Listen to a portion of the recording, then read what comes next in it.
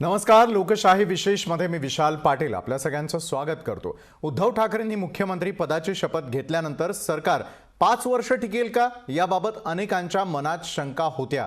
सुरुवातीच्या काळात सरकार कधीही कोसळेल अशी शक्यता वर्तवली जात होती आणि त्यामुळे हे सरकार टिकवण्याचं मोठं आव्हान नव्यानं मुख्यमंत्री झालेल्या उद्धव ठाकरे, शरद पवार आणि महाविकास आघाडीच्या नेत्यांपुढे होतं.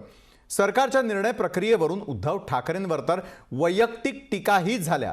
उद्धव ठाकरेंच्या नेतृत्वाखालील महाविकास आघाडी सरकारनं आपलं 1 वर्ष पूर्ण केलेलं आहे, तर पुढच्या 4 वर्षातही सरकारपुढे अनेक आव्हानं आहेत. याविषयी आज आपण लोकशाही विशेषमध्ये मान्यवरांबरोबर चर्चा करणार आहोत. तर उद्धव ठाकरेंच्या नेतृत्वातील महाविकास आघाडी सरकारनं आपलं 1 वर्ष पूर्ण करत आहे आणि त्याचबरोबर ठाकरे सरकारच्या वर्षपूर्तीच्या आनंदावरती कोरोनाचं सावट आहे. उद्धव ठाकरेंनी शपथ घेतल्यापासून महाविकास आघाडी सरकारनं अनेक संकटांचा सामना केलाय. पुढच्या 4 वर्षातही सरकारपुढे अनेक आव्हानं असणार आहेत आणि याच महत्त्वाच्या विषयावरती आज चर्चा करण्यासाठी आपण आमंत्रित केलेला आहे काँग्रेसचे प्रवक्ता अतुल लोंढेजी, शिवसेनेच्या नीलमताई गोरे, भाजपचे गोपीचंद पडळकर आणि ज्येष्ठ पत्रकार भारत कुमार राऊत देखील आपल्यासोबत जोडले गेलेले आहेत. सुरुवात आपण आजची भाजपपासून करूयात. गोपीचंद पडळकरजी, सरकार पडणार, सरकार फार काळ टिकणार नाही म्हणत म्हणत आज 1 वर्ष पूर्ण झालं. गोपीचंदजी, हे सरकारला 1 वर्ष पूर्ण झालेलं आहे. आणि हे सरकार वर्षपूर्तीचा कार्यक्रम करतंय. काही सत्ताधारी नेत्यांच्या मुलाखती चॅनेल मधून येत आहेत. सरकारनं 1 वर्षामध्ये कोणत्याही घटकाला समाधान होईल अशा पद्धतीचं कोणतंही कृत्य सरकारच्या वतीनं केलं गेलं नाहीये. आतापर्यंतच्या इतक्या सरकारमध्ये सर्वात अपयशी सरकार म्हणून या सरकारकडे जनता बघतेय. आम्ही विरोध पार्टी म्हणून बोलतोय अशातला विषय नाही. जनतेचं असं मत तयार झालंय आणि 1 वर्षाच्या आतमध्ये मत तयार झालेलं आहे. कोकणातला चक्रीवादळ असेल, विदर्भातला महापूर असेल, नंतर कोरोनाची परिस्थिती असेल, आता जी अतिवृष्टी झाली मागच्या महिन्यामध्ये त्या संदर्भात अडचणीत आलेला शेतकरी असेल, पीक कर्जमाफीमध्ये अजून 18 लाख शेतकऱ्यांना कर्जमाफी मिळालेली नाही. प्रोत्साहनपर अनुदान देण्याची जी घोषणा केली होती त्यामध्ये सरकारनं काही निर्णय केलेला नाही. विद्यार्थ्यांचे प्रश्न असतील, एमपीएससीच्या परीक्षा पुढे ढकलण्याचा विषय असेल, मराठा आरक्षणाला सुप्रीम कोर्टामध्ये मिळालेली स्थगिती असेल, धनगर समाजाला जे आदिवासीला ते धनगरांना हे मागच्या सरकारनं केलेला निर्णय असेल, त्याच्यासाठीचं 1000 कोटीचं पॅकेज 19-20 सालचं असेल, ते सुद्धा या सरकारनं दिलेलं नाही. 12 बलुतेदारांचा जो छोटा छोटा घटक आहे, कोरोनाच्या काळामध्ये ज्यांच्याकडे स्वतःची जमीन नाही, जनावरं नाहीत, त्यांच्याकडे दुसरा काही उत्पन्नाचा मार्ग नाही, अशा लोकांना सरकारनं काही मदत करायला हवी होती, तेही सरकारला करता आलं नाही. मुंबईमध्ये जे छोटे छोटे व्यवसाय करणारी लोक आहेत, रस्त्यावरती व्यवसाय करणारी लोक आहेत, रिक्षावाले आहेत, अशा घटकांना मदत करणं अपेक्षित होतं, तीही त्यांच्याकडून मदत झालेली नाही. अनेक लोकांचे बळी गेले. देशामध्ये सर्वात जास्त बळी महाराष्ट्रामध्ये कोरोनाचे गेलेले आहेत. या सगळ्या गोष्टीमध्ये सरकार अपयशी ठरलेलं आहे आणि त्यांच्याकडे कोणतं व्हिजन नाहीये. आता सुद्धा त्यांच्या ज्या मुलाखती येत आहेत त्यामध्ये महाराष्ट्रामध्ये आम्ही हे केलं आणि हे करणार आहे याच्यावरती कोणती चर्चा होताना दिसत नाही. व्हिजन नसलेलं आणि फक्त भजन करणारं हे सरकार आहे. कोणताही त्यांच्याकडे विकासाचा ठोस कार्यक्रम नाही. जे सरकार या राज्यामध्ये सत्तेवरती आलं ते कॉमन मिनिमम प्रोग्राम वरती आम्ही एकत्र आलोय असे त्यांचे घोषणा होत्या. पण कॉमन मिनिमम प्रोग्राम काय आहे हे सरकारलाच कळालं नाही, सरकारच्या नेतृत्वाला कळालं नाही. माझं आव्हान आहे सरकारला की तुमचे 10 कॉमन मिनिमम प्रोग्राम काय आहेत हे महाराष्ट्रातल्या लोकांना कळाले पाहिजेत आणि त्या कॉमन मिनिमम प्रोग्राम साठी सरकारनं काय पावलं उचलली त्याबद्दल अजून कुठलीही गोष्ट घडलेली नाही. फक्त बोलण्यापुरता तो शब्द मर्यादित झालेला आहे. त्यामुळे ह्या सरकारनं जनतेच्या ज्या अपेक्षा होत्या की अरे काहीतरी वेगळं सरकार आता स्थापन झालेलं आहे, बाळासाहेबांचे चिरंजीव राज्याचे मुख्यमंत्री झालेले आहेत, महाराष्ट्रातल्या जनतेला एक आनंद झाला होता, तो आनंद फार काळ टिकला नाही. आता जनतेतून सरकारच्या विरोधामध्ये आता मत तयार झालेलं आहे. हे तुमचं मत झालं, मात्र तरी देखील सरकार कोसळलं नाही. 1 वर्षाचा कालावधी तर सरकारनं पूर्ण केलाच. नीलम गोरेजींकडे जाऊयात. नीलमताई, आपण ऐकलं असेल गोपीचंद पडळकर यांनी अक्षरशः पाढा वाचून दाखवलेला आहे की सरकार कशा प्रकारे अपयशी ठरताना दिसतं आणि कुठल्याही प्रकारचं विजन नसलेलं सरकार आहे असं विरोधकांचं म्हणणं आहे. नीलमताई, नाही, मुळामध्ये असं आहे की गोपीचंद पडळकर हे एक बरेच वर्ष मी त्यांना ओळखते. आणखीन एक समाजाची ज्यांच्याकडून अपेक्षा असते त्या अपेक्षा का पूर्ण झाल्या नाही, तर ते बहुतेक त्यांना विस्मरण झालेलं आहे की गेली 5 वर्ष स्वतः देवेंद्र फडणवीस यांच्या नेतृत्वाखालचं सरकार होतं. आम्ही त्याच्यामध्ये होतो. धनगर आरक्षण असेल किंवा मराठा आरक्षण असेल, शेतकरी कर्जमुक्ती असेल, याच्यासाठी आम्ही किती सातत्याने आग्रही होतो किंवा पुरासारख्या प्रसंगांमध्ये सुद्धा काय प्रकारनी शिवसेना काम करत होती आणि पूर्णपणे तिथे सगळे राज्यमंत्री असतील किंवा जी शिवसेनेकडची खाती असतील त्यांना डावलायचं, या पद्धतीने घटना घडलेल्या आहेत. धनगर आरक्षणाबद्दल बारामतीला स्वतः देवेंद्र फडणवीसांनी येऊन आश्वासन दिलं होतं की आम्ही आरक्षण देतो. तर गेले 5 वर्ष म्हणजे मला खरोखर असं एक प्रश्नावरती बोलायचं म्हटलं ना तर विशाल 1 तास बोलता येईल. कारण ठीक आहे, म्हणजे अनेक वर्ष मी विधानमंडळात आहे आणि बाकीचे आजचे आलेले सदस्य जरी विधानमंडळात नसतील तरी बाहेरून त्यांचा अभ्यास आहे, त्यांना माहिती आहे या विषयाची की टाटा इन्स्टिट्यूटच्या अहवालाचं कारण सावराजी तुम्ही देऊ नका, हे आम्ही त्यांना सभागृहात अनेक वेळेला बोललेलो आहे की टाटा इन्स्टिट्यूटचा अहवाल काय. आता हे सरकार आल्यानंतर त्याच्यातून काय मार्ग काढायचा आहे, याच्यापैकी 12 महिन्यापैकी तर 8 महिने जे आहेत ते कोरोना सारख्या महाभयंकर संकटात गेलेले आहेत. त्याच्यामध्ये सगळ्या इतर राज्यांच्या मध्येच फक्त नव्हे तर सगळ्या देशामध्ये, अनेक देशांमध्ये जगातल्या परत तिथे कोरोनासाठी लॉकडाऊन लावायला लागलेले आहेत. लक्षावधी लोक मृत झालेले आहेत. अशा वेळेला आज स्वतः मुख्यमंत्री यांच्या याच्यात मुलाखतीत त्यांनी दैनिक लोकसत्तेच्या म्हटलेलं आहे की पीपी युनिट्स किंवा जी सुरुवातीला मदत दिली जात होती ती काही काळ देतो सांगितलं, त्याच्यासाठी थांबवायला लागलं काम आणि परत मग सांगितलं की तुम्ही तुमचं बघा. आता सकाळी मी दुसऱ्या एका वाहिनीवर पाहिलं की भाजपचे एक प्रवक्ते म्हणत होते की तुम्ही केंद्र सरकारकडे का बोट दाखवता. अरे 40,000 कोटी रुपये केंद्र सरकारकडे आज राज्य सरकारचं देणं बाकी आहे. अशा वेळेला आपत्ती असेल त्या आपत्तीच्या मध्ये सुद्धा मदत केली नाही. गेल्या वेळेला जे 23 तासाचं 24 तासाचं जे काही सरकार तेव्हा स्थापन झालं त्याच्यामध्ये फक्त एका फाईलवरती तत्कालीन मुख्यमंत्री देवेंद्र फडणवीस यांनी सही केली आणि ते म्हणजे केंद्र सरकारचे 10,000 कोटी जे कोल्हापूर, सांगली, सातारा आणि पश्चिम महाराष्ट्रासाठी आले होते ते परत केले. हे त्यांनी सुद्धा मान्य केलं. मंत्रालयात तेवढ्यासाठी गेले होते. त्यामुळे काय माहितीये का, आजचा दिवस आमच्या दृष्टीने फार आनंदाचा आहे. तसं फक्त आमच्या दृष्टीने नव्हे तर जनतेच्या दृष्टीने आनंदाचा आहे.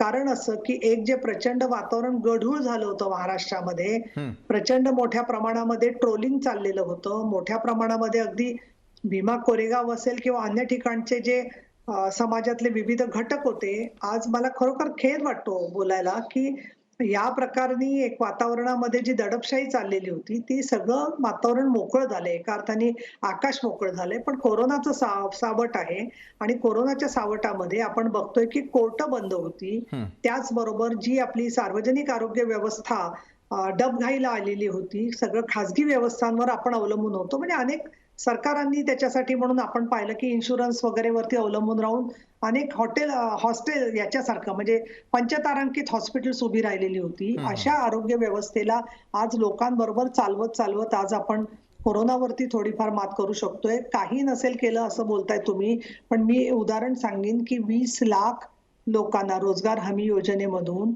मजुरांना काम मिळालेलं आहे आणि हे काम देण्यासाठी म्हणून अगदी लॉकडाऊनच्या काळामध्ये सुद्धा सोशल डिस्टन्सिंग पाळून ज्या जिल्ह्यांमध्ये येतात सगळे हे आपले प्रवक्ते प्रतिनिधी, तर त्या जिल्ह्यांपासून ते महाराष्ट्राच्या सगळ्या जिल्ह्यांमध्ये रिव्हर्स मायग्रेशन जिथे झालं, म्हणजे शहरातून लोक परत गावी गेले कोरोनाच्या संकटामध्ये, त्यांना सुद्धा रोजगार मिळालेला आहे. MOU चाललेले आहेत या सगळ्या संदर्भामध्ये. 4 वर्ष घर बांधणीच्या संदर्भातले DC रूल्स आणि सगळ्या झोपडपट्ट्या सुधारणांबद्दलची नियमावली प्रलंबित होती, त्याला आता निर्णय घेतला गेलेला आहे. मी स्वतः त्याला मुख्यमंत्री तत्कालीन देवेंद्र फडणवीस यांना पत्र दिलेली होती. आणि त्यामुळे काय माहितीये का, एकाच बाजूनी बोलायचं म्हटलं ना, मी विरोधी पक्षाची मजबुरी समजू शकते, पण साम दाम दंडभेद ही भाषा करणारे मुख्यमंत्री त्यावेळेचे आज विसरलेत की कुणाकुणाला पुढे करून, कधी पत्रकार तर कधी महिला कार्यकर्त्यांना बोलून अक्षरशः उद्धव साहेबांचा एकेरी नावानी उद्धार करणारे लोक, आणि आज साहेबांनी फक्त रोखठोक प्रांजळ भाषा वापरली तर त्यांच्या भाषेबद्दल बोलतात. मी तर असं म्हणेन पाटील की राधा सुता तेव्हा तुझा धर्म कुठे गेला होता हे सगळं घडत असताना. आणि म्हणून मला असं वाटतं की टीका करणाऱ्यांचा लोकशाहीत त्यांचा अधिकार आहे, परंतु काहीच केलं नाही ते जेव्हा म्हणतात त्यावेळेला अगदी कोविडसाठी उभारलेली हॉस्पिटल्स एवढं तरी एक उदाहरण बघा. जंगल वाचवलं ही उदाहरणं बघा. किती उदाहरणं सांगू मी, खूप आहेत सांगण्यासाठी. नक्कीच सांगण्यासारखं बरंच काही केलेलं आहे असं नीलमताई आपण यावेळेला सांगतात. अतुल लोंढेजींकडे जाऊयात. अतुलजी, अगदी जी मुलाखत मुख्यमंत्र्यांनी दिलेली होती त्यामध्ये वापरलेली भाषा ती मात्र विरोधकांना इतकी जिव्हारी का लागली की माजी मुख्यमंत्र्यांनी अशा प्रकारची भाषा ही आजपर्यंत कधीही वापरलेली नव्हती असं आता विरोधी पक्षनेते देवेंद्रजी फडणवीस म्हणतात. मग या मुलाखतीतून नेमकं विरोधकांना कशा प्रकारे डिवचलं गेलं असं आपल्याला वाटतं? अतुल, लोकशाहीने जर एक रिसर्च केला मागच्या 5 वर्षाचा, तर तो धमक्या, लोकांना पोलीस स्टेशन मध्ये नेणे, केसेस घालणे आणि भाषा जी आहे, भाषेचं तर बोलूच नका हो तुम्ही. आता ताई बोलल्या सामदाम दंडभेद, मी तुम्हाला पालघरची निवडणूक सांगतो, ते पाहिलेलं आहे आपण. त्यामुळे भाषेचा जिथपर्यंत प्रश्न आहे तिथपर्यंत भाजपनी जी भाषा वापरली त्याचं जर समर्थन मुख्यमंत्री करत असतील, सन्माननीय मुख्यमंत्री, तर महाराष्ट्राची जनता दुधखोरी नाही आहे असं माझं पण म्हणणं आहे. तुम्ही एक गोष्ट लक्षात घ्या की दुखतं कुठं आहे की सरकार आमचं आहे, इकडे तिकडे आम्ही सगळ्यांना नमवतो आहे, आम्ही जसं म्हणू तसं करून घेतो आहे. महाराष्ट्रामध्ये मात्र हे होत नाही. आणि आपण कसंही करून येन केन प्रकारे एखादा पक्ष फोडू किंवा काही लोक आपल्या दावणीला बांधल्या जातील, पुन्हा पोटनिवडणुका घेऊ. अडचण अशी झाली आहे की पक्ष फुटत नाही आहे. आणि जर समजा कोणी प्रलोभनाने किंवा भीतीने किंवा ईडी आहे, सीबीआय, ITI ची भीती दाखवली आणि राजीनामे दिलेही, तरी तिन्ही पक्षाचा एकच कॅन्डिडेट उभा राहिला तर आपण जिंकून कसं येऊ, पुन्हा आपण तोंडघशी पडू. या सगळ्या कोंडीमधनं ही सगळी जी विमनस्क मनावस्था जी आहे, ही विमनस्क मनावस्थेचं हे उत्कृष्ट उदाहरण आहे. आता पडळकर साहेब असेल, आम्ही सगळे नवीन लोक आहोत, आम्ही काम करतो आहे, पण पवार साहेबांवर एकदम बोलून घ्यायचं. सांगा ना, पडळकर साहेब आपल्या समोरासमोर बसले आहे, मी काय मागे बोलणार नाही. पडळकर साहेबांनी पवार साहेबांवर असं एकदम शरसंधान करावं, इतकी त्यांची सिनियरिटी आहे का, ज्येष्ठता आहे का, इतकं त्यांचं योगदान आहे का? म्हणजे पवार साहेबांनी देशामध्ये काय योगदान दिलेलं आहे, 10 वर्ष कृषी मंत्री म्हणून. आता रिसेंटलीच आपण जाऊ दे, जुनं काय चला घ्यायचं, महाराष्ट्रामध्ये फलोद्यान योजनेसारखी योजना होती, त्याच्यामुळे कितीतरी शेतकऱ्याला फायदा झालेला आहे. मग ते डाळिंब असो, म्हणजे कमी पाण्यावर येणारा जे पीक आहे ते खऱ्या अर्थानं फळफळाव जे आहे त्याची ती फलोद्यान योजना. अतुलजी, मी आपल्याकडे पुन्हा एकदा येतो, माफ करा तुम्हाला थोडं थांबावं लागेल. पुन्हा एकदा अतुलजी लोंढे, मी आपल्याकडे येतो. अतुलजी, तुम्ही तुमचा मुद्दा पूर्ण करू शकता. तर हे आपण काय करू शकतो किंवा 5 वर्षात आपण काय केलं हे न सांगता येत असल्यामुळे सातत्यानं अशा भाषेचा वापर करतात. आता किरीट सोमय्या साहेबांना आरोप करायचा असेल, प्रेस कॉन्फरन्स घ्यायची असेल तर त्यांनी घ्यावी ना, काही त्याच्यात हरकत नाहीये. तो विरोधी पक्षाचा रोल आहे, ती भूमिका आहे, ती आम्ही मान्य करतो. पण कशा पद्धतीनं धमक्या देणे, हिंमत असेल तर, म्हणजे अशी भाषा जी आहे, ही भाषा जर देवेंद्र फडणवीसांनी किरीट सोमय्यांना जर ऐकवलं असतं की विरोधी पक्षाचं काम करत असताना आपण भाषा, महाराष्ट्राची राजकीय संस्कृती याचं भान ठेवलं असतं तर बरं झालं असतं. त्यामुळे जी टीका आता मुनगंटीवार साहेब आहे, मी त्यांची टीका पाहत होतो की सरकार बिंडोग आहे, डोकं ठिकाणावर राहिलेलं नाहीये. अहो, तुम्ही असं कसं म्हणता? तुम्ही आता एक कम्पेअर करू, आपण जाऊ द्या, आम्ही काय केलं हे म्हणण्यापेक्षा आपण एक कम्पेअर करू, एक गोष्ट तुलना करू, तुलनात्मक परीक्षण करू दोन्ही सरकारचं. यांनी शेतकरी कर्जमाफी आणली, किती मोठा प्रक्षोभ झाला, लोकांना लाईन मध्ये लावावं लागलं. 62 कॉलमचा फॉर्म तो शेतकऱ्यांनी भरायचा, म्हणजे त्यांनी शेती करायची, पाणी टाकायला जायचं, शेतावर जायचं की इकडे यायचं. दुसरी गोष्ट, कम्प्युटर ऑनलाईन, पत्नीला घेऊन फोटो काढायचा. इतक्या गोष्टी केल्या. आम्ही 19,000 कोटीची जवळजवळ 20,000 कोटी झाले असतील आतापर्यंत. 2 लाख पर्यंत लोकांच्या, शेतकऱ्यांच्या खात्यावर पैसा गेला. विरोधी पक्षाला त्याच्या विरोधात आवाज सुद्धा काढता आलेला नाहीये. आता यांचा दुसरं बघूया. आता पीक विम्याचा आहे. पीक विम्याचा सर्वात जास्त फायदा जो आहे तो रिलायन्सला झाला. प्रत्येक डिस्ट्रिक्टचं काढलं, बीड डिस्ट्रिक्टचं काढलं तर तुमच्या लक्षात येईल. मग किती लोकांना आम्ही जी योजना आणलेली होती स्थळ स्पेसिफिक, म्हणजे एखाद्या स्थळामध्ये किती नुकसान झालं असेल ती योजना आणल्यानंतर 21,000 कोटीचा फायदा जो आहे तो यांनी जी नंतर राबवली 21,000 कोटी फायदा हा सगळा त्या पीक विमा कंपन्यांना झाला, किती शेतकऱ्यांना झाला? लॉकडाऊन मध्ये दुधाचं दर दिवशी 10 लाख लिटर दूध जे आहे ते आम्ही शेतकऱ्यांचं विकत घेतलं, त्याची भुकटी केली. यांनी काय करावं? तर यांनी निर्यात जी आहे ती निर्यातीवरची बंदी काढून टाकली, निर्यातीवर बंदी लावली आणि 300 रुपयाची भुकटी 150 रुपयावर आली. त्यामुळे असं आहे की ज्या चांगल्या गोष्टी आहेत त्या मान्य केल्या पाहिजे. किती तुमच्या 5 वर्षामध्ये किती तुम्ही सामाजिक तणाव निर्माण केला या महाराष्ट्रामध्ये. आता का नाही होतो सामाजिक तणाव? त्याच वेळेस का मराठा समाजाने मोर्चा काढला, ओबीसीचा मोर्चा निघून झाला, एससी समाजाचा मोर्चा निघून झाला, इकडे धनगर समाजाला तुम्हाला उत्तर देता येत नाही, मग तुम्ही जानकर साहेबांना मंत्रीपद दिलं, त्यांना आमदारकी दिली, मग तुम्ही आमच्या नागपूरच्या महात्म्यांना खासदारकी दिली, आता गोपीचंद पडळकरांना तुम्ही आमदारकी दिली. तर हे लोकांना आमदारक्या देऊन नेत्यांना समाजासमोर तुम्ही काय उत्तर देणार आहे? तुम्ही तर पहिल्या कॅबिनेटमध्ये देऊ असं म्हटलं होतं. बारामतीमध्ये तुम्ही जेव्हा सभा घेतली, पहिल्या कॅबिनेटमध्ये देऊ असं म्हटलं होतं. असले तर कुठले आश्वासन दिले नाही ना. आणि जो कॉमन मिनिमम प्रोग्राम आहे त्या कॉमन मिनिमम प्रोग्राम मध्ये ज्या गोष्टी आहेत त्या सर्व विकासाच्या आहेत. त्याच्यात एकाही ठिकाणी कुठेही असा उल्लेख नाहीये की सामाजिक असंतोष निर्माण होईल किंवा कोणाला डावलण्याचा प्रयत्न होईल. मी तुम्हाला ऐका ना, पहिली टीका कॉमन मिनिमम प्रोग्राम आल्यावर पहिली टीका ट्विट करून सन्माननीय त्यावेळेसचे तत्कालीन मुख्यमंत्री देवेंद्र फडणवीस साहेब करतात की याच्यामध्ये मराठवाडा आणि विदर्भाचं नाव नाही आहे. अहो, तो कॉमन मिनिमम प्रोग्राम पूर्ण महाराष्ट्राचा होता ना.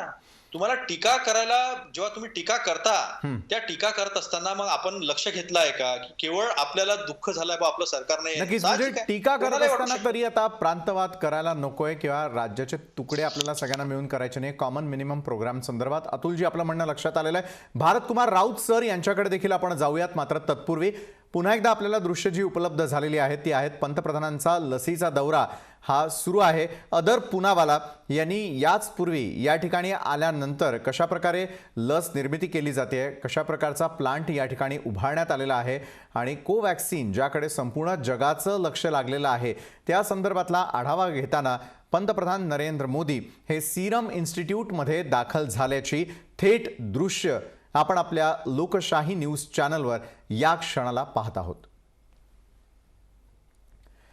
पुन्हा एकदा आपण चर्चेकडे वळतोय. यावेळेला ज्येष्ठ पत्रकार भारत कुमार राऊत सर देखील आपल्यासोबत जोडले गेलेले आहेत. भारत कुमार राऊत सर, तुम्हाला मला प्रश्न विचारायचा आहे. सत्ताधाऱ्यांचं नेमकं म्हणणं काय? महाविकास आघाडी सरकारमध्ये असलेलं काँग्रेस असेल, शिवसेना असेल, त्यांची बाजू आपण ऐकून घेतली. दुसरीकडे विरोधी पक्ष नेत्यांचं देखील काय म्हणणं ते आपण ऐकून घेतलं. कंपॅरिझन जर आपण करायला गेलो तर 1 वर्षाचा कालावधी हा शिवसेनेच्या किंवा महाविकास आघाडीच्या सरकारसाठी खूप आव्हानात्मक अशा स्वरूपाचा होता. काही महत्त्वपूर्ण निर्णय घेण्यात आले तर पुढच्या काळामध्ये अनेक प्रकारची आव्हानं देखील जी आहेत ती महाविकास आघाडी सरकारसमोर असेल. मात्र भाजपनं सुरुवातीपासून जे स्वप्न पाहिलेलं होतं की हे सरकार फार काळ टिकणार नाही ते मात्र होताना दिसून येत नाही. 365 दिवस 1 वर्षाचा कालावधी या सरकारनं पूर्ण केलेला आहे हे विरोधकांना मान्य करावंच लागेल. भारत कुमार राऊत सर. आधी मी सुरुवातीलाच मुख्यमंत्री उद्धवजी ठाकरे आणि त्यांच्या सगळ्या सहकार्यांचे तिन्ही पक्षांचे अभिनंदन करतो. त्यांनी 1 वर्ष पूर्ण केल्याबद्दल. 1 वर्ष पूर्ण केल्याचं अभिनंदन अशासाठी की 1 वर्ष म्हणजे 365 दिवस जेव्हा हे सरकार सत्तेवर आलं तेव्हा प्रत्येक वेळी विरोधी पक्षाची मंडळी म्हणजे भाजपची मंडळी विशेषतः ही दिवस मोजत होते. 1 दिवसात जाईल, 1 आठवड्यात जाईल, 1 महिन्यात जाईल, 3 महिन्यात जाईल, 6 महिन्यात जाईल, अशा तऱ्हेची गणित मांडली जात होती. त्या सगळ्यावर मात करून जर का आता ठाकरे सरकारने जर का 1 वर्ष पूर्ण केले तर त्यांचं अभिनंदन आपल्याला करायला पाहिजे. त्यामुळे खेळतो. आता दुसरी गोष्ट काय तर या सरकारची अचिव्हमेंट काय, यांची श्रेय काय, यांचं एक महिने टिकून राहिले. इतकी सगळी गडबड असताना, इतक्या सगळ्यांची मोठ बैठक बांधलेली असताना हे टिकून राहिले हे सगळ्यात महत्वाचं. जर का हे पहिल्या वर्षात टिकून राहिले तर ते आणखी काही काय नक्कीच राहतील. आता मी पुढच्या निवडणुकीमध्ये राहतील का वगैरे अशा तऱ्हेची भविष्यवाणी मी करत नाही, कारण तसं करण्यात काही अर्थ नाही. परंतु आज जर कधी टिकले असतील तर ते अभिनंदनास निश्चितच पात्र आहे. परंतु 1 वर्ष टिकण्याच्या पलीकडे या सरकारने काय केलं याचा विचार करायला पाहिजे. आता डॉक्टर नीलम गोरे असतील किंवा लोंढे असतील यांनी त्या सरकारच्या काही ज्या अचिव्हमेंट्स आहेत, जे काही मिळकत आहे ह्याच्याबद्दल सांगितलं. परंतु एकदा सरकार आहे म्हटल्यानंतर तुम्ही त्या सरकारमध्ये त्या मुख्यमंत्री पदाच्या आणि बाकी सगळ्या मंत्रिपदाच्या खुर्चीत बसलाय, तर काही गोष्टी या तुमच्याकडून आपोआपच असतात, काही तुम्हाला करणं क्रमप्राप्त असतं. तशा तऱ्हेचं ह्याच्यामध्ये खूप झालेलं आहे. त्यातून 12 महिन्यापैकी 8 महिने तर कोरोनाशी लढण्यामध्ये गेलेले आहेत. तर त्यामुळे जर का काही हिशोब मांडायचा झाला तर 3 महिन्याचा आहे खरं म्हणजे. नीट आपण विचारलेला फक्त 3 महिन्याचा विचार आहे आणि या 3 महिन्याचा हिशोब मांडायचा तर त्यातला बराच काळ हा स्वतः उद्धवजी ठाकरे हे कसे निवडून येणार, ते विधानसभा लढवणार की विधान परिषद लढवणार की राज्यपालांच्या कोट्यातून येणार, अशा तऱ्हेची गणित करण्यामध्ये गेला. त्याच्यामध्ये पुन्हा त्यांना आधी राज्यपालांच्या कोट्यातून जायचं होतं, परंतु त्याला राज्यपालांनी नकार दिल्यानंतर मग त्यांना विशेष बाब म्हणून ती एक निवडणूक घ्यावी लागली आणि त्याच्यामध्ये 11-12 लोकांना निवडून आणावं लागलं. त्याच्यामध्ये स्वतः उद्धव ठाकरे निवडून आले. हे सगळं झाले म्हणजे त्यांचे सत्ता, त्यांचे सीट, त्यांचं आसन हे स्थिर झालं. याच्या नंतर मग काय केलं तर त्याच्यानंतर काही केलंय असं फार मला काही दिसत नाहीये. हा, सरकार टिकलं, पण सरकार टिकवणं हाच उद्देश आहे का? तर तसा कुठलाही सरकारचा उद्देश नसतो की आम्ही टिकून राहिलो, आम्ही 5 वर्ष काढली. त्याच्यात काहीच श्रेय नाही, त्याच्यामध्ये काही मोठेपणा नाहीये. त्याच्या पुढे काय केलं तर मी तुम्हाला सांगतोय, मी सरकारच्या बाजूने आता बोलतोय की या इतक्या मोठ्या महामारीमध्ये त्यातून महाराष्ट्र त्याच्यात सगळ्यात जास्त ग्रासला गेलेला असताना सुद्धा अशा तऱ्हेने लढाई करून केंद्र सरकार सगळीकडे थिटच पडलेलं आहे. तसं असताना सुद्धा तुम्ही महाराष्ट्र जगवलात. महाराष्ट्राची बरोबर आहे मृत्यूंची संख्या आणि लागण्याची संख्या ही सर्वात जास्त आहे, तरी सुद्धा ती शक्य तितकी काबूत ठेवली आणि महाराष्ट्र कोसळला नाही, ही गोष्ट महत्वाची आहे. दुसरं बघा तुम्ही, दिल्ली सारखं राज्य जे आहे, जे केंद्रशासित राज्य आहे, राजधानीचं राज्य आहे, ते असं असून नाही दिल्लीमध्ये जी परिस्थिती आहे त्या मानाने महाराष्ट्रामध्ये काहीच बिघडलेलं नाहीये. महाराष्ट्र सुरळीत आहे अजून तरी. हा, कर्जाचा बोजा वाढला, परंतु कर्जाचा बोजा हा राज्यावर वाढतच असतो. त्यामुळे त्याच्याबद्दल फार मी काही जात नाही, फार आर्थिक गणित मी त्याच्यात मांडत नाहीये. त्याचं कारण आजच्या घडीला टिकून राहणं, जगणं ही सगळ्यात महत्वाची गोष्ट होती आणि ती आपण निश्चितपणे केली. आणि असं हे असल्यामुळे मला आपल्याला एक सांगायचंय की आता ही सिरमचा पंतप्रधानांची भेट चालू आहे, की त्याचं कारण म्हणजे आपल्या सरकारने हे त्यांना फार मोठी मदत केलेली आहे. ही सुद्धा आपण टाळू शकत नाही. माझ्यामध्ये एकच मला सांगायचंय की केंद्र सरकार आणि राज्य सरकार ही एकाच रथाची 2 चाकं आहेत. ती जर का अशी वेगवेगळ्या आकाराची आणि वेगवेगळ्या गतीची असतील तर रथ चालणार नाही. त्याच्यात मोठं चाक कुठलं. नक्कीच भारतकुमार राऊत सर, योग्य असा सल्ला आपण यावेळेला देतायत की केंद्र सरकार असेल, राज्य सरकार असेल, त्यांच्यामध्ये कुठल्याही प्रकारे जी आहे ती तफावत नसावी. दोघेही जे आहेत ते एकाच गाडीची चाकं आहेत. कुठलंही इम्बॅलन्स झालं तर मात्र राज्य सरकारचं, केंद्र सरकारचं दोघांचंही नुकसान जे आहे ते यामध्ये मात्र निश्चित आहे. याच सर्व मान्यवरांबरोबर ही चर्चा आपली पुढे अशी सुरू राहील. एका छोट्याशा ब्रेक नंतर आम्ही महाविकास आघाडीच्या सरकारनं अखेर वर्ष पूर्ती केली आणि या 365 दिवसांमध्ये नेमकं काय साधलं या विषयाची आपण सखोल चर्चा जी आहे ती लोकशाही विशेषच्या माध्यमातून आज करत आहोत. गोपीचंद पडळकरजी यांच्याकडे जाऊयात. गोपीचंद पडळकरजी, सरकारचं काय म्हणणं आहे, विरोधकांचं काय म्हणणं आहे, ज्येष्ठ पत्रकारांचं काय म्हणणं आहे, हे ऐकून घेतल्यानंतर पुढचा महत्त्वाचा प्रश्न मला तुम्हाला हा विचारायचा आहे की या वर्षभराच्या कालावधीमध्ये एका बाजूला सरकारसमोर असलेली आव्हानं फार मोठ्या स्वरूपाची होती.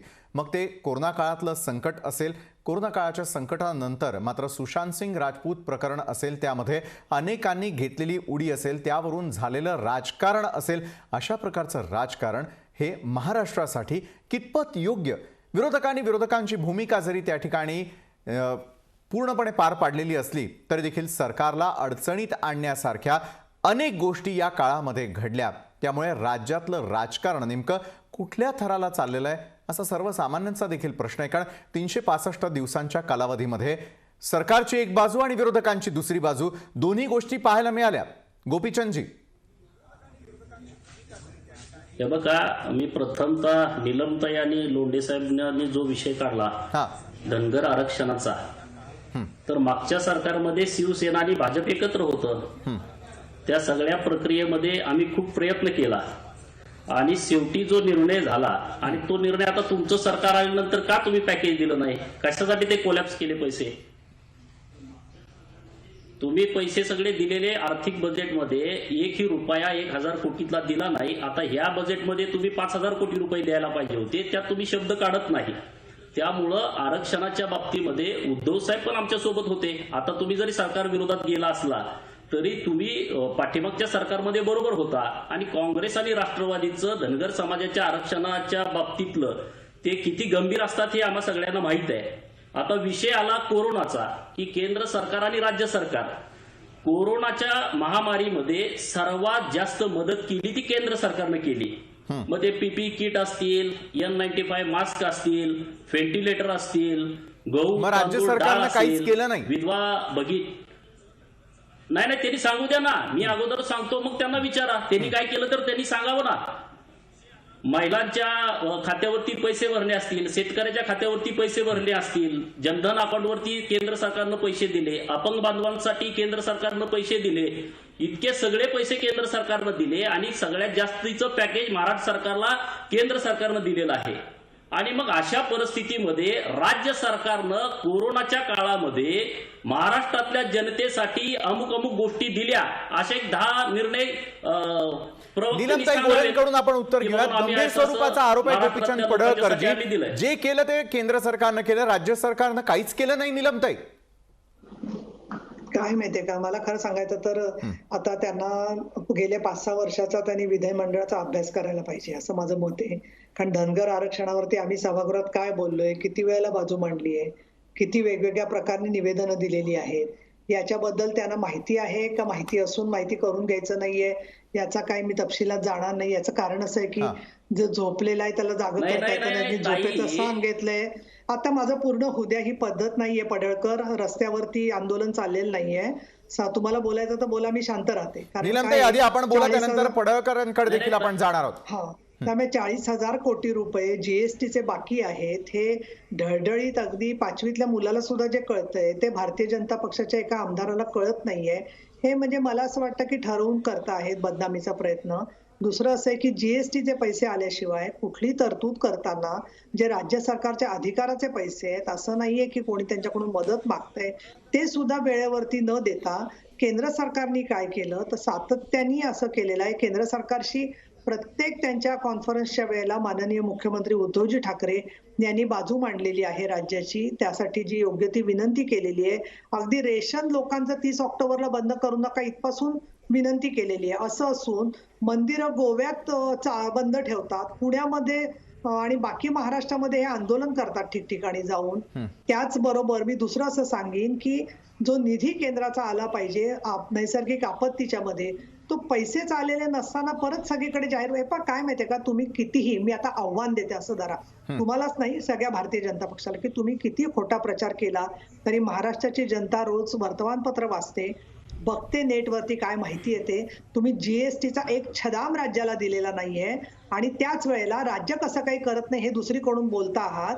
तिसरीकडे राज्यपाल कुठल्याही विधान परिषदेच्या नियुक्त्या करताना विरोधी पक्षाचं ऐकून करू शकत नाहीत हे माहिती असून नाटक केल्यासारखं त्या सुमाराला जाऊन भेटतात. कारण मग मागच्या लोकांना 100 लोकांना आश्वासन देता येतं, महिला अत्याचाराच्या प्रश्नावरती एवढं काहूर माजवताय, पण तुमचे आमदार उत्तर प्रदेश मधले असं बोलतात की स्त्रिया शेतमजूर महिला, निदान त्या शेतमजूर महिला ज्या ऐकतायत ना महाराष्ट्रावर, त्यांची आठवण ठेवा की शेतमजूर महिलांवर बलात्कार होतात कारण त्या गवत कापायला शेतामध्ये जातात. असं उत्तर प्रदेश मधल्या हाथरसच्या घटनेनंतर तुमचे आमदार बोलतात. त्याचा तुम्हाला कुठे निषेध करावा असा वाटत नाही. आज आम्ही ज्योतिबा असेल, खंडोबा असेल, आमची सुद्धा दैवत आहेत, महिलांच्यासाठी रक्षण करते मानतो आम्ही या देवांना. असं नाहीये की इथे कोणी सगळे म्हणजे या ठिकाणी असे बसलेले आहेत बेछूट लोक कोणीतरी. पण तुम्ही या सगळा दांभिकता जी आहे, दुटप्पीपणा जो आहे, त्या दुटप्पीपणालाच महाराष्ट्राची जनता विटली आणि एकत्र आलेले आहेत. आमचा समान विकास कार्यक्रम तुम्ही विचारताना सगळ्यात अगदी महत्वाचं असं जनतेशी प्रामाणिकपणा. तुम्ही जी जी आश्वासनं दिली त्याच्यात आम्ही सरकारमध्ये असताना काय आमच्या राज्यमंत्र्यांना किंमत होती. तुमचे अध्यक्ष रावसाहेब दानवे रोज सांगत होते की आमदार फुटणार आहेत, शिवसेनेचे आमदार फुटणार आहेत. अशी कुठली युती असू शकते? तुमचे महायुतीतले जे घटक आहेत त्या घटकांची सुद्धा काय वाट लावली, सगळ्यांना भारतीय जनता पक्षाच्या नावावरती आमदार करून घेतलं. अरे हा कुठला मैत्री धर्म आहे? थोडं मला काय वाटतं की जाहीर बोलता येत नसतील तुम्हाला गोष्टी, पण प्रश्न असा आहे की राजकीय भूमिका घेत असताना मित्राशी शत्रूसारखं वर्तन करायचं नसतं. जनता जी आहे त्यांना सातत्याने मूर्ख ठरवायचा प्रयत्न करत नसतो. या किमान गोष्टी ज्या आहेत ती संवेदनशीलता आणि प्रामाणिकपणाबरोबर कोरोना सारख्या याच्यामध्ये लाटेच्या मध्ये महाराष्ट्राला संपूर्णपणे बाहेर काढून आज उद्योगाला, रोजगाराला सगळीकडे चालना देण्याचं जे काम उद्धव साहेब ठाकरे करतायत, सगळ्या मंत्र्यांना बरोबर घेतायत. नाहीतर हम करे सो कायदा, सगळे IAS अधिकारी फक्त एका व्यक्तीच्या दावणीला. याच्यापेक्षा हे सरकार किती चांगलं आहे ना. एकदा मंत्रालयामध्ये बहुरूपी सारखा वेगळा वेश घेऊन आणि ऐका, म्हणजे गोपीचंद पडळकरांनी उपस्थित केलेल्या प्रश्नांची उत्तर त्यांना मिळालेली असतील, मात्र तुम्ही जे प्रतिप्रश्न केलेले आहेत त्याचं उत्तर आपण त्यांच्याकडून घेऊयात. गोपीचंदजी, हे बघा, जीएसटीच्या बाबतीमध्ये निलमताई म्हणतायत ती गोष्ट खरी आहे, पण जीएसटीचा जो कायदा झालेला आहे त्यामध्ये राज्याचा वाटा आणि केंद्राचा वाटा, जीएसटी भरल्या क्षणी तो वाटा राज्याला आणि केंद्राला मिळतो, पण त्याच्यामध्ये जे तूट असते ते तूट केंद्र सरकारनं देण्याचं मान्य केलेलं आहे.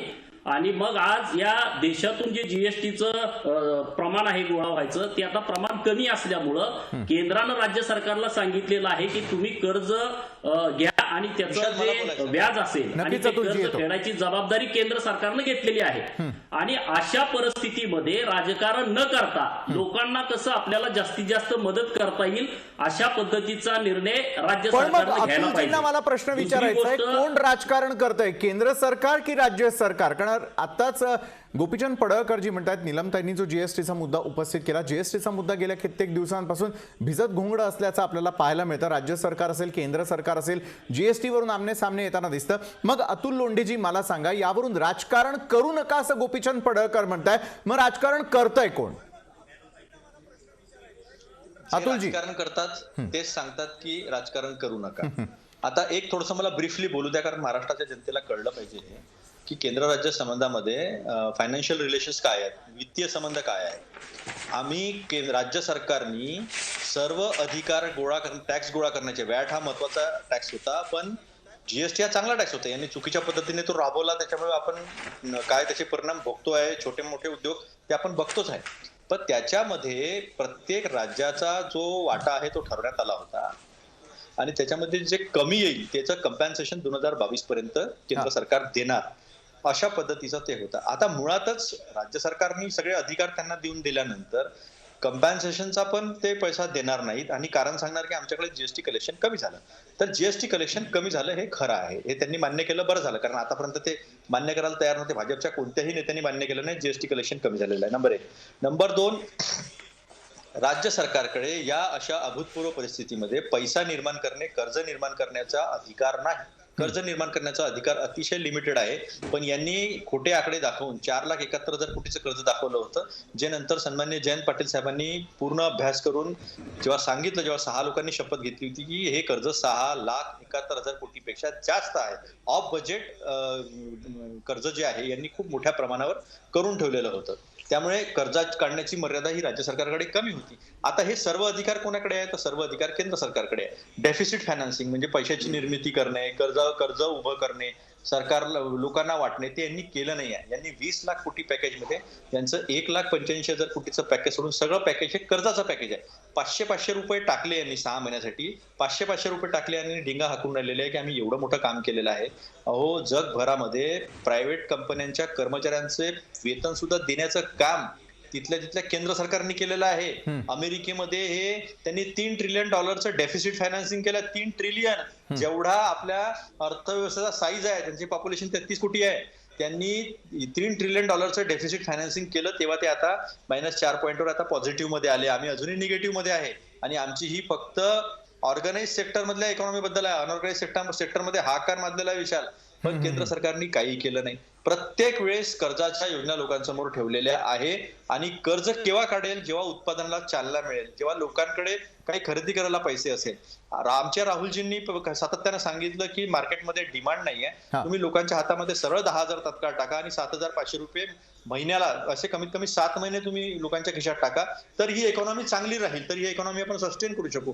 पण आपण 23.9 पर्यंत पोहोचल्यानंतरही हे लोक जर असं विचारणार असतील की तुम्ही केंद्राकडे का बोट दाखवता, तर मग यांना आपली जबाबदारी शासन म्हणून, केंद्र शासन म्हणून जबाबदारी मान्य नाही आहे. लोकांनी निवडून दिल्यानंतर आम्ही तुम्हाला पाडू, हे सरकार आम्ही खाली खेचू, हा आमचा नैतिक अधिकार आहे, हा आमचा संविधानिक अधिकार आहे, असं लोकांपर्यंत सांगण्याचा प्रयत्न करत आहेत हे. पण केंद्र सरकारच्या जबाबदारीपासून जर हात ढकलत असेल तर भाजपच्या नेत्यांना महाराष्ट्राशी काही देणं घेणं आहे का? हा नक्कीच अतुलजी माझी वेळ संपत आलेली आहे. मात्र मतदार राजा जो आहे तो तितका हुशार आहे एवढं नक्की. भारत कुमार राऊत सर जाता जाता आपल्याकडे येतो आणि फक्त आपल्याकडे काही सेकंद शिल्लक राहिलेले आहेत ही चर्चा संपवण्यासाठी. मात्र भारत कुमार राऊत सर 365 दिवसामध्ये सरकारनं काय साधलं, विरोधकांनी काय साधलं आणि सामान्य जनतेनं काय साधलं, अगदी 3 वाक्यात. सरकारने काय साधलं तर सरकार 365 दिवस टिकलेलं आहे, टिकण्यासारखी परिस्थिती निर्माण केली. ही नंबर 1 ची गोष्ट. विरोधकांचं काय साधलं म्हणजे भाजपाने काय साधलं तर भाजपाने 365 पैकी 364 दिवस हे सतत सरकारवर टीका करण्याचं आणि बाकीचं करण्याचं काम केलं. त्याच्यात ते फेल केले, परंतु ते हिंमत करलेले नाहीत. बचेंगे तो और लढेंगे या न्यायाने ते अजूनही तसा प्रयत्न करतायत. हे त्यांचं झालं. आता जनतेचं काय झालं तर जनता सायलेंट सफरर आहे. त्यांना पुढे आता आवाज नाहीये. पुढच्या निवडणुकीपर्यंत वाट बघायची किंवा पेपरमध्ये वाचत ते काय पुढचे चालणार आहे ते त्याच्याकडे लक्ष ठेवायचं. इतकंच काय ते सरकारच्या ऐकत होत आहे. मला म्हणजे जीएसटी बद्दल एक गोष्ट सांगायची आहे. सतत आपण जीएसटीचे काय 15,000-30,000 कोटी वाटले टाकले सांगितलेले ते सरकारकडे देणं आहे असं ते सारखं बोललं जातं. तुम्हाला एवढंच सांगायचं आहे की हा जीएसटी आहे ना हा प्रत्येक राज्याकडून घेतला जातो. प्रत्येक राज्य आणि त्याच्यावर प्रत्येक राज्याला परतावा मिळावा ना. आता जसं आता महाराष्ट्रामध्ये बीजेपीच्या बाहेरचं सरकार आहे, अनेक राज्यांमध्ये हे बीजेपीची सरकार आहे. आता फक्त या सरकारवर टीका करतायत ना त्यांनी म्हणजे एक गोष्ट केली पाहिजे. त्यांनी ज्या राज्यांवर बीजेपी सरकार आहे त्यांना केंद्र सरकारने पैसे परत केले का हे विचारलं पाहिजे. त्यांना जर केलेलं असतील तर आपल्या टीकेला काही अर्थ आहे, नाहीतर उगाच अरुण करत काय अर्थ आहे. राऊत सर आपली वेळ संपत आलेली आहे. जाता गोपीचंद पडळकरजी अगदी थोडक्यात. हे बघा, केंद्राकडे यावर्षी 95,000 कोटीचा जीएसटी जमा झालेला आहे आणि तरी सुद्धा 1,65,000 कोटीचा परतावा दिलाय आणि सर्वात जास्त महाराष्ट्राला 19,200 कोटी रुपये केंद्रानं परताव्यात दिलेले आहेत. महाराष्ट्र सरकारचं बजेट या वर्षीचं 2020-21 4,30,000 कोटीचं आहे आणि जवळजवळ 50,000 कोटी जीएसटीतून त्यात मिळणार आहे. नक्कीच तरी सुद्धा बाकीचं जे 3,80,000 कोटी आहे त्याच्याबद्दल सरकार काय बोलत नाही. बरं नक्कीच. मात्र निलमताई ही केंद्राची जबाबदारी याच्याबद्दल तूटबद्दल निर्णय घे, पण तुम्ही राज्य सरकारची जबाबदारी म्हणून या राज्यातल्या लोकांना काहीतरी मदत करणं गरजेचं होतं. ते केलेले नाही. तुम्ही फक्त उठायचं सुटायचं केंद्रावरती बोलायचं, केंद्राच्या नावानं फक्त आरोप करायचे. आपली वेळ संपलेली. निलमताई अगदी थोडक्यात. जबाबदारी आहे निलमताई.